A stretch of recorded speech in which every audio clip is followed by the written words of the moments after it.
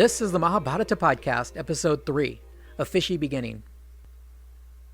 Vyasa, accompanied by students who knew the whole Veda and its branches, entered the sacrificial saras of the king Janamejaya and saw him sitting there, surrounded by as many Sadasyas as Indra is by the gods, and also by the lords of many countrysides, whose heads had been anointed, and by experienced priests, equals of Brahma, seated on the spread-out grass of the sacrifice. "Sir," said Janamejaya, "you have been a witness to the deeds of the Kurus and the Pandavas. I want you to tell me about their acts. How did that breach arise between these cousins? And how did this great war come about, which was the destruction of so many lives? Tell me all, for you, blessed Lord, are the one who lived through it." Thus, by request of the king, the sage Vyasa instructed his student Vaisampayana to recite the Mahabharata. Vaisampayana tells us that Vyasa spent 3 years daily working on this composition, and also that anyone who retells it, and also those who listen to it, attain to the realm of Brahma and become the equals of the gods. Now that's a good reason to stay tuned into this podcast. So here's what Vaisampayana tells us. The story begins with a king named Vasu. He has all the usual good king attributes. He's loved by all, favored by the gods, etc. But he also has a rather compulsive love of hunting. In the early parts of this book, there are a number of examples where a king's love of hunting gets them in trouble. Already in the last episode, we heard of how King Janamejaya offended a hermit with a dead snake while he was out hunting. In this case, King Vasu's beautiful and charming wife gets herself all dolled up for a night out with her beloved, but he decides that he needs to go hunting. While out on the chase, Vasu still had his mind on the lovely lady waiting for him, and he somehow has an accident. His seed bursts out and falls on the ground. Not wanting anything to go to waste, he scoops it up, puts it in a leaf, and asks a passing bird to deliver it to his dear wife. Fortunately for us, we don't find out what Vasu intended his wife to do with it, because the delivery bird got waylaid en route by another bird. An aerial battle ensued, and the precious packet dropped into the Yamuna River. It just so happened that a large and hungry fish was swimming by at that moment, and it ate up King Vasu's seed.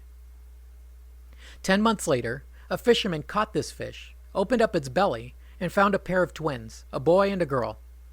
I guess the boy was all right, because he found himself adopted by King Uparikara. We never hear from him again, so we'll assume he lived happily ever after. The girl, however, was not so lucky. She smelled of fish, so it was decided to leave her to be raised by the fisherman.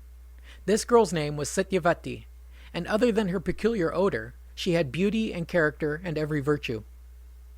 As Satyavati grew older, her father put her to work running the ferry across the river.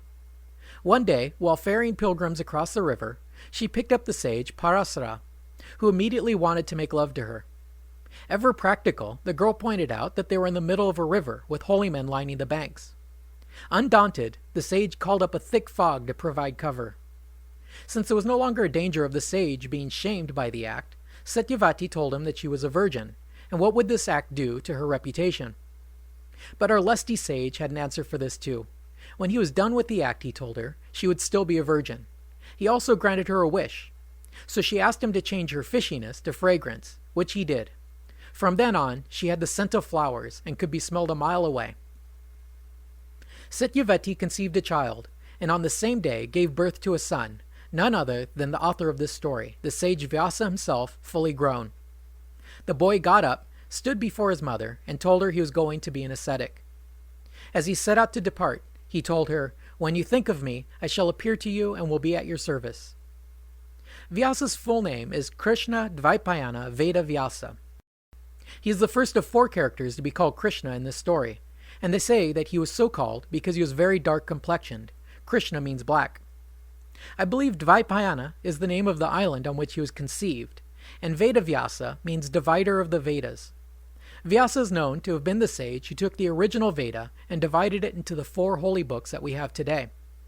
Apparently, it was in these early years that Vyasa undertook the editing of the Vedas. Our storyteller Vaisampayana took a break at this point in the story, and so will I. We've introduced 2 important characters in this story, and next time we'll meet the mighty Bhishma and see how his extravagant fidelity sets the entire tragedy in motion. Thanks for listening.